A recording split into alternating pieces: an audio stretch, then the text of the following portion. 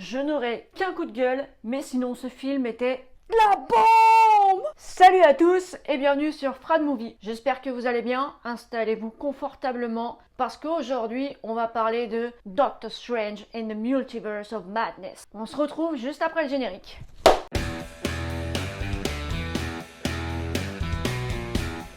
Je vais commencer cette vidéo sans spoil, mais vous inquiétez pas, je vous préviendrai quand l'heure du spoil aura sonné. Ne pas spoiler Doctor Strange signifie à ne rien raconter, enfin presque rien du moins, mais je relève le défi et je m'y colle. Ce film raconte l'histoire de Doctor Strange qui va voyager dans le multiverse, mais pas tout seul. Il va faire la rencontre d'une jeune adolescente qui répond au nom de America Chavez, que j'ai personnellement beaucoup aimé, et qui a le pouvoir de voyager à travers le multiverse. Le méchant du film, j'y reviendrai dans la partie spoil, mais ce méchant va tenter de lui voler son pouvoir. Seulement, pour lui voler son pouvoir, ça signifie tuer America Chavez. Steven va tout faire pour protéger America et ils vont se retrouver à voyager dans d'autres univers tout simplement parce que America ne maîtrise pas son pouvoir et lorsqu'elle est apeurée ouvre des brèches un petit peu à tout va sans savoir dans quel multiverse elle va atterrir. Alors on nous raconte un multiverse, ok c'est sympa, mais ne vous attendez pas non plus à une dinguerie. Faut pas s'attendre à un truc de fou, mais après ça reste cool. Au début du film, la première scène d'action, ou plutôt la deuxième,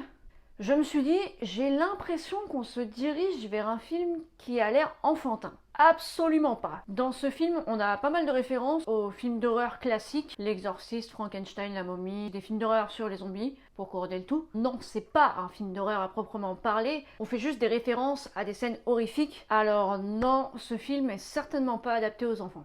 Je dirais à peu près moins de 10 ans. Si on doit cette prise de risque horrifique, c'est notamment grâce à son réalisateur Sam Raimi, que personnellement je ne connaissais absolument pas, mais dont visiblement je suis tombée en admiration. En regardant un peu sur internet, j'ai vu que Sam Raimi était un spécialiste des films d'horreur, et franchement, on va se l'avouer, ça se voit très légèrement dans le film. La réalisation, la mise en scène, les mouvements de caméra, c'est incroyable. Ça me fait un peu penser à la réalisation de James Wan. Alors je dis pas qu'ils ont le même style de réalisation, non, pas du tout. C'est juste qu'ils ont leur style bien à eux de mettre en scène les choses. Surtout horrifique d'ailleurs. Quand je vois un film d'horreur de James Wan, je sais que c'est un film de James Wan. Je pense que c'est un peu pareil pour Sam Raimi. Il y a aussi des caméos dans ce film qu'on verra plus tard. J'ai pas franchement aimé. S'il n'y avait pas eu de caméos dans ce film, ça ne m'aurait pas changé ma vie. Si, peut-être. J'aurais rien eu à dire de négatif sur ce film. Je reviendrai sur ces caméos dans la partie spoiler, mais pour moi c'était ridicule. Dernière petite précision avant la partie spoil, ça sert à rien de regarder d'autres films ou séries Marvel, excepté une seule, WandaVision. Si vous n'avez pas vu WandaVision, clairement, vous n'allez pas comprendre le délire de l'histoire. C'est pour ça que j'insiste vraiment sur le point, il faut regarder WandaVision avant de voir ce film. Donc si tu n'as pas vu Doctor Strange 2, je t'invite à aller voir ce film qui est génial et à revenir sur ma vidéo après. Maintenant, on passe à la partie spoil. Ils auraient très bien pu appeler ça Doctor Strange et la sorcière rouge, ou Scarlet Witch. Eh oui, parce que Wanda a décroché la palme de notre grande méchante. Après méchante, oui et non. Je m'explique. En effet, c'est Wanda, ou plutôt la sorcière rouge, qui veut à tout prix s'emparer du pouvoir d'America et la tuer. Alors oui, c'est vrai que sur ce point de vue, c'est typiquement digne d'un méchant.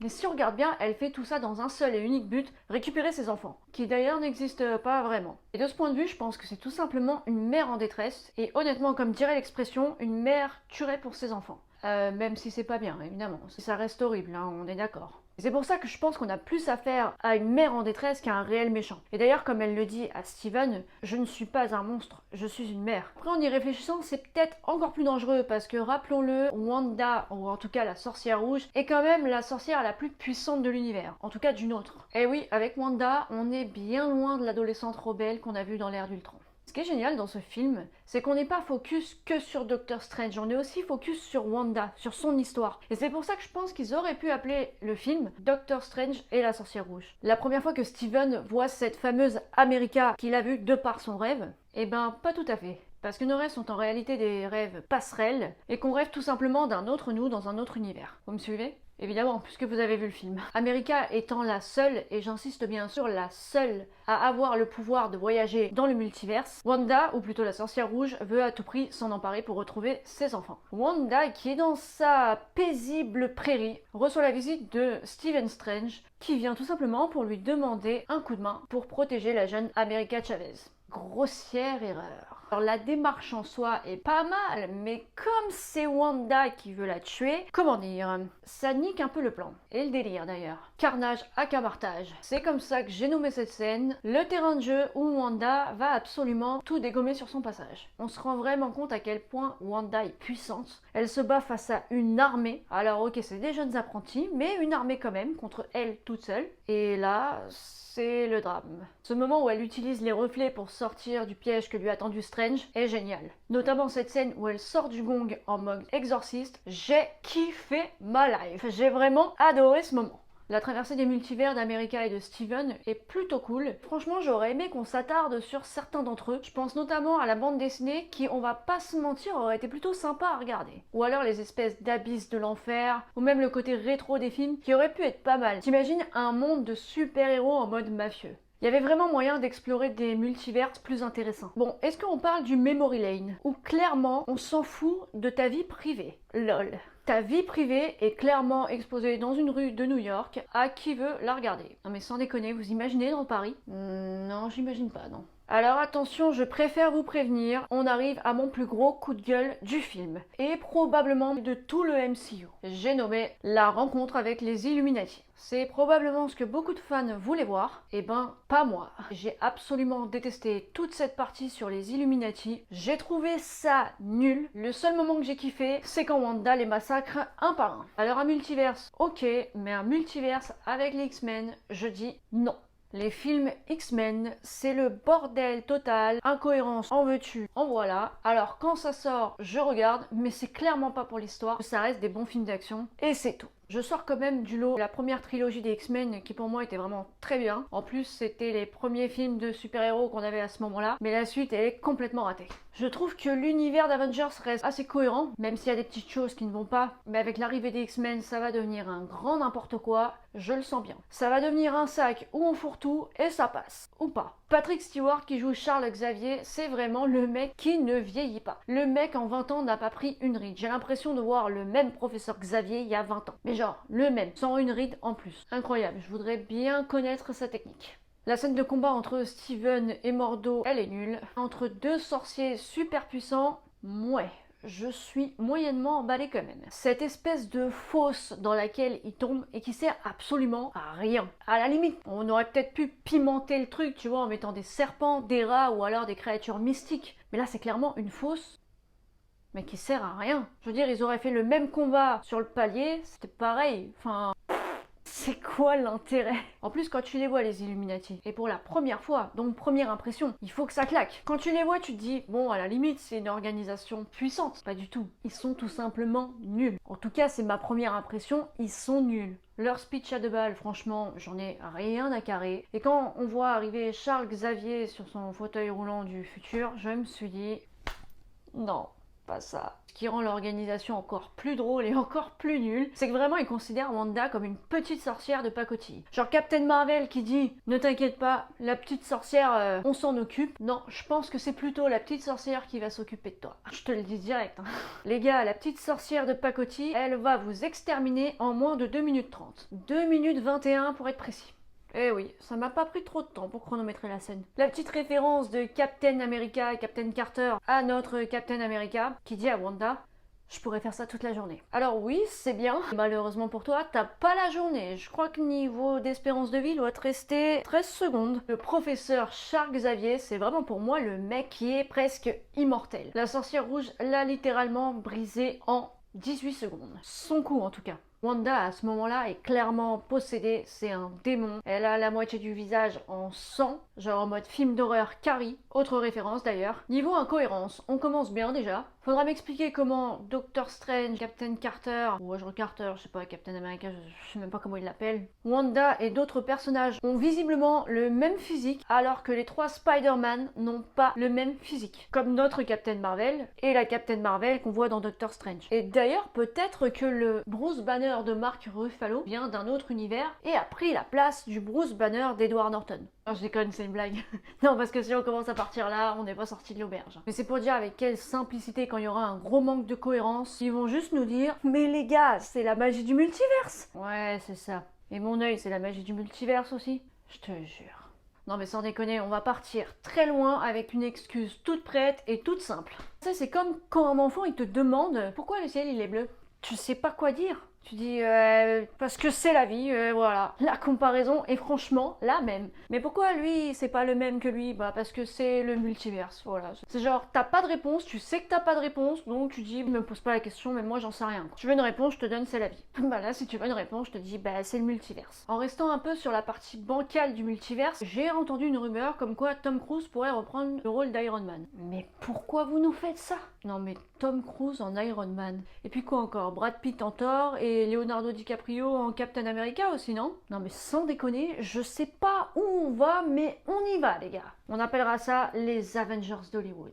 Clinquant comme nom, hein. Mais à un moment donné, il faut arrêter. Pour moi, Marvel, c'est un tremplin pour les acteurs qui ne sont pas, ou du moins peu connus, qui ne sont pas mondialement connus, quoi. Je serais vraiment curieuse de savoir combien de personnes connaissaient Robert Downey Jr. avant de faire Iron Man, Chris Hemsworth avant de faire Thor, pareil avec Tom Holland et plein d'autres. Alors oui, il y en a qui les connaissaient forcément, mais c'est pas une majorité. En tout cas, je pense pas. Le plus connu au début de la production était peut-être Chris Evans parce qu'il avait joué la torche dans Les 4 Fantastiques. Mais bon, ces acteurs et ces actrices-là ne faisaient pas partie de la crème d'Hollywood. Et si maintenant ils le sont, c'est grâce à Marvel. Alors je vois vraiment pas pourquoi aller chercher les grosses stars hollywoodiennes alors que tu peux vraisemblablement les fabriquer toi-même. Tu peux t'attirer le mérite d'avoir rendu tous ceux qui jouent dans les Avengers célèbres. Tom Cruise en Iron Man, admettons. Mais quand tu parles d'un acteur comme ça divise les gens. T'as des gens qui l'aiment et t'as des gens qui le supportent pas. Tous les gens qui ne l'aiment pas n'iront pas voir ou ne s'intéresseront plus à Iron Man. Si j'ai toujours pas vu Les Éternels et que franchement j'ai aucune envie de le voir, bon, à un moment je viens d'être obligée, c'est précisément parce que le casting est trop connu et donc ça ne m'intéresse pas. Je vais prendre l'exemple d'un acteur que j'aime beaucoup et qui fait partie de mes acteurs préférés. Si on prend Leonardo DiCaprio dans le rôle d'Iron Man, dans le rôle de Thor ou de Captain America ou un autre, je serais vraiment en mode what the fuck. Et je n'irai pas voir ce film parce que clairement je ne veux pas de DiCaprio dans un Marvel. Après je peux comprendre que des acteurs comme Robert Downey Jr. n'aient pas envie de reprendre leur rôle. Ok, c'est compréhensible. Allez me chercher des acteurs qui sont pas mondialement connus. Parce qu'entre Chris Evans, qui est peut-être un des plus connus avant de jouer dans la franchise Marvel, et Tom Cruise qui fait partie de l'élite d'Hollywood, il y a quand même un fossé. Après t'as des acteurs comme Michael Douglas dans Ant-Man, mais c'est pas un acteur majeur du MCU. Des petits caméos comme ça à la limite, mais c'est tout. Enfin bref, je pense que je vais refermer cette page qui j'espère n'ira pas aussi loin que ça. Mais franchement, j'ai peur. J'ai vraiment aimé la course-poursuite. Encore une fois, avec cette scène, on nous plonge vraiment dans l'univers d'un film d'horreur, en mode slasher, un tueur en série qui court derrière les survivants, avec les petits jumpscares. En parlant de jumpscares dans un film d'horreur, je suis pas fan, en fait, c'est un peu tout ce qui me saoule. Je préfère vraiment être dans une ambiance qui me fait flipper, plutôt que de sursauter 3 fois dans le film, parce que tout simplement, la musique est trop forte. Justement, là, j'ai plutôt bien aimé, parce que Doctor Strange, c'est pas un film d'horreur, donc tu t'attends pas à avoir 2 ou 3 jumpscares. Donc du coup, c'est un peu l'effet de surprise. C'est pour ça que j'ai bien aimé. J'aime bien aussi le moment où Steven se rend dans le monde un peu plus sombre. Où d'ailleurs, visiblement, il n'y a que Steven qui habite là. Et qu'il se bat contre lui-même, enfin son autre lui-même. Et ce combat musical, les gars, un petit bijou. C'est probablement le combat le plus inventif de Marvel. Les gars sont littéralement en train de se battre à coups de partitions, à coups de notes de musique, à coups de mélodie, quoi. Je trouve que c'est génial. D'ailleurs, il y a une chanson en référence à un vieux film d'horreur. Je suis désolée, j'ai plus le titre en tête. Mais cette petite note m'a donné le frisson. Le Steven sombre aurait pu être un peu plus exploité, je pense. Mais quelque chose me dit qu'on le reverra pas. Quoique, avec le troisième œil, peut-être. Et quand il se fait empaler sur son propre portail... J'ai même pas eu le temps de dire aïe qu'il était déjà en brochette. D'ailleurs, je voudrais revenir sur le moment où Steven parle de sa sœur Donna. Histoire qui semblerait banale, voire même on s'en fout. Mais j'ai comme l'impression qu'on pourrait bien voir cette Donna dans un autre multivers. Un univers où Stephen Strange serait mort et Donna Strange serait le Docteur Strange. Ça peut être pas mal aussi. Dans la bataille finale, notre Stephen Strange va utiliser le rêve passerelle pour posséder son autre Steven. Je vous jure que je commence à avoir mal à la tête. Cette partie fait un peu Frankenstein sorti de sa tombe. Avec ce double qu'il va posséder, il va se rendre à la montagne de Windagore. Mais comme posséder le corps d'un défunt est prohibé, et franchement on comprend pourquoi, les damnés et leurs âmes vont s'en prendre à Strange, qui va d'ailleurs à ce moment-là rentrer légèrement dans une transe, avant de se servir et de prendre le contrôle des damnés, qui vont former une espèce de cape, comme si elles allaient le protéger. D'ailleurs, c'est ce qui se passe. À certains moments, le visage de Steven, je trouve qu'il est vraiment mal fait, surtout au niveau des yeux, ça fait vraiment maquillé. Des moments ça va, mais des moments, j'étais choquée quoi. Alors le petit combat entre Wanda et America, qui America d'ailleurs a un peu le dessus au départ, ce qui paraît un peu chelou, mais au final non. America qui comprend qu'elle ne va pas avoir le dessus sur Wanda, décide de faire quelque chose qui franchement est très malin. C'est qu'elle donne à Wanda précisément ce qu'elle veut, à savoir ses enfants. Et en faisant ça, ce qui va se passer, c'est que notre Wanda, la sorcière rouge, va se rendre compte que ses enfants, entre guillemets, ont peur d'elle. Alors Wanda, la vraie mère des enfants, va les protéger, et les enfants eux-mêmes vont même se mettre à lui jeter des trucs sur notre Wanda. Et dans toute cette scène, notre Wanda, la sorcière rouge, se rend compte que ses enfants ne sont pas réellement les siens et qu'au final, ils ne l'aimeront pas comme ses enfants à elle. C'est un bordel tout ça, et c'est pour ça que je trouve qu'America l'a joué vraiment très fine sur ce coup. Je sais pas si vous avez remarqué derrière le dessin animé qui était en train de regarder les enfants, pour moi il est clairement pas là par hasard. Effectivement, il regarde Blanche-Neige, qui pourrait faire référence à ce qui se passe pour notre Wanda, la sorcière rouge qui serait représentée par la méchante sorcière qui veut tuer Blanche-Neige, Blanche-Neige qui représenterait la Wanda des enfants. D'ailleurs, si dans cet univers les enfants sont vivants, Vision est censé être vivant aussi, non? À moins que les choses qui se soient passées soient complètement différentes d'une autre, parce qu'après tout, nos réalités sont probablement différentes. Si jamais vous avez des théories, vous pouvez les mettre dans les commentaires. Sinon, moi j'en ai une. C'est la magie du multiverse, les gars. La mort de Wanda qui détruit la montagne de Wundagore et donc qui détruit le Darkhold, je n'y crois pas du tout. Ça serait beaucoup trop facile de la tuer comme ça. D'ailleurs, je voudrais revenir sur le nom de la montagne qui s'appelle Wundagore. Gore qui veut dire sang en anglais. Si tu remplaces le U par un A, ça fait Wanda-Gore. Le sang de Wanda, on pourrait le traduire un peu comme ça. Et on est clairement sur les terres de Wanda dans cette montagne. Je pense que le nom de la montagne a été calculé, ou sinon ils se sont tout simplement gavés. Je sais, je pars un peu loin, mais ça se tient, non? Et non, le Darkhold n'a pas été détruit dans tous les univers parce que notre Steven a hérité du troisième œil qu'avait l'autre Steven. Du coup, on a peut-être une chance de revoir le Steven sombre à travers notre Steven, qui était possédé par le Darkhold. Du coup, on pourrait avoir un Steven Strange possédé, et ça peut clairement avoir de la gueule dans le troisième volet. Le générique de fin, il m'a fait un peu penser, voire même carrément à Dark. Des images qui se dédoublent comme ça.